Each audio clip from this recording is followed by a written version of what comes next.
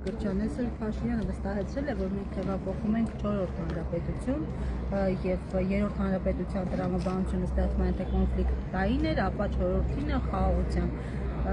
Դուք չեք զգացել այդ 4-րդ հանրապետության շունչը։ Զգացել եմ այդ 4-րդ հանրապետությունը նվաստացած հայի, ծնկած հայի, Նիկոլին եւ Թուրքին ենթակա հայի, պարտված հայի մասին է։ Իսկ Հայաստանի անկախ հանրապետությունը, 3-րդ հանրապետությունը հաղթած արժանապատիվ հայի մասին է։ Նիկոլի պատկերացրած հանրապետությունն այսպեսին է՝ Երևանում տանջվող հայեր, Բաքվի բանտերում տանջամա արվող հայեր։ Սա է իր տեսլականը յուրաքանչյուրիս համար, ընդ որում այսօր արդեն անթակույց, եթե իր կառավարության ծրագիրը կարդանք, հենց դրա մասին է։ Հայը պիտի լինի անհավատ, չպիտի լինի հայ առաքելական եկեղեցին, հայը պիտի լինի անհայրենիք, պիտի չունենա ազգային պետություն, հայը չպիտի ունենա իրավունքներ եւ պիտի ունենա ուղղակի թուրքին եւ ադրբեջանցուն այս միջանցքում ծառայելու տրամաբանություն, ծառայելու։ Բայց Փաշինյանը ուղիղ է խոսում, այսինքն Փաշինյանը ուղիղ ասում է։ Ես ձեր համաձայն նույնիսկ այդ տեղանունները այսօր ադրբեջանական անունը, որ տվեց Տիգրանաշենն էլի ադրբեջանական անունը օգտագործեց, ինքը ուղիղ է ասում, այլոք ինչ են անում, այսինքն արդյոք մաս չեն կազմում նաև իր իշխանությունը լեգիտիմացնելու։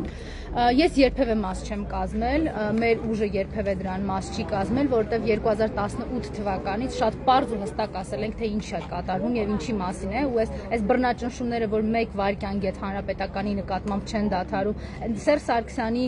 նկատմամբ կարված կեղծ քրեական գործերը, որ ամեն ամիս ուղակի ավելանում են, հենց դրա մասին է, որ մեզ դա չեն կարողանում ներել, այդ ճշմարտության մասին խոսելը չեն կարողանում ներել, ու այո, ես ամբողջությամբ ձեզ հետ համաձայն եմ, ասացինք, որ 2018 թվականից դեռ թաքցնում է, ինչ-որ շղարշներ կար, հա, այս կառավարության դուրը ձեր դուրն է, ուզում եք ջարդեք, ուզում եք մի ջարդեք, հիմա խնդրեմ, քաղաքացիները հավաքվել են 2 ժամ առաջ կառավարության շենքի մոտ, կարողացել են մոտենալ այդ կառավարության շենքին, չէ, ծեծ ու ջարդով իրենց այդ Նիկոլա հպատակ տարբեր գույնի գլխարկներ հագնող կենթանիները հեռացրել են ուղղակի, թույլ չտալով անգամ գնալ են կառավարության դռան ընդառաջ, որը իբր Բայց մեռավ ասելով, չեք ուզում հեղափոխություն արեք, այսօր էլի ասում էր, չեք ուզում հեղափոխություն արեք։ Այդպես է, դահիճը միշտ ծաղրում է իր զոհերին, անգամ բռնությունից հետո ինքը շարունակում է ծաղրել մեզ, մեր ժողովրդին, ծաղրել մեր սրբությունները, ծաղրել մեր հավատը։ Սա շարունակվելու է այնքան ժամանակ, քանի դեռ մենք իրեն չկարողանանք հաղթել, չկարողանանք վռնդել իր զավթած աթոռից։ Ես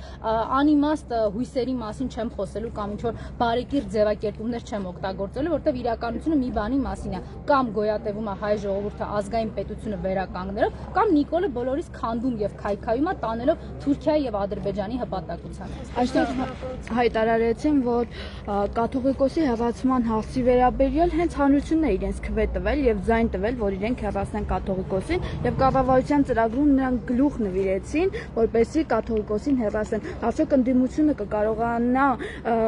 ճիշտ ճնշում գործադրել եւ այդ իրենց զբաղձալի ծրագիրը չիրագործեն։ Հայ հասարակությունը երբեք Նիկոլին չի ընտրելու եւ ես չեմ խուսափելու սրա մասին խոսել եւ երբեք չի ընտրել։ Եկեք այս շղարշից էլ դուրս գանք։ 2018 թվականը ինքը արտահերտ ընտրությունների ժամանակ ընտրվել է ատելությամբ, ես հիշեցնեմ իրենց կարգախոսի ինչպիսն էր, ասում որ մենք հանրապետականին թաղել ենք արդեն, հետեւաբար պիտի դա ընդհանրապես ձևակերպենք։ Ինքը ձևակերպեց իր զավթած իշխանության շրջանակներում։ 2021 թվականին Չակուջը ձեռքին տարբեր հայհոյանքներով վախեցնում էր Հայաստանի քաղաքացիներին ու գրեց այն թվերը, որ իրեն անհրաժեշտ են։ Նույնը արեց 2026 թվականին, արդեն ունենալով այդ կապիտուլյացիայի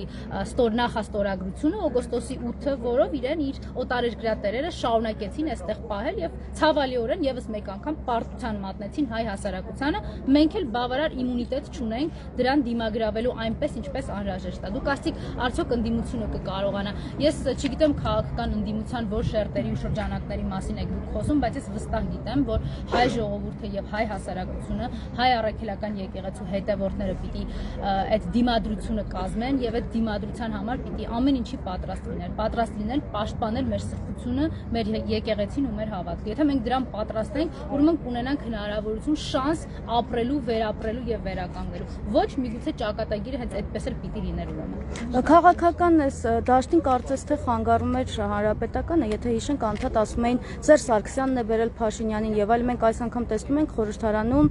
առնվազն ՀՀԿ-ն այսպես ոչ իր անունով, ոչ որևէ դաշինքով չկա, եթե իհարկե ճիշտ չեն այն խոսակցությունները, որ ուժեղ Հայաստանի մի մասը նաև Սերժ Սարգսյանի, այսպես կուրացիայի ներքո է։ Հիմա եթե դուք եք խանգարում, ի՞նչն է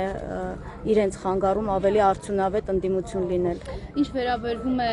ուժեղ Հայաստանի կուրացիայի տակ լինելուն, դա հորինում են այն նույն մարդիկ, ովքեր 2018 թվականին հրապարակում Նիկոլին բերում էին իշխանության, ովքեր շատ ուղիղ շամպայնի շշերը սպասում էին, շամպայնի շշերը բացած սպասում էին, թե երբ պիտի Սերժ Սարգսյանը հրաժարական տա, որ նշեն իրենց Նիկոլ վարչապետին, այդ նույն տրամաբանությամբ այդ նույն ստերն են տարածում եւ հիմա իրենց թքածը լիզելու, չլիզելու այդ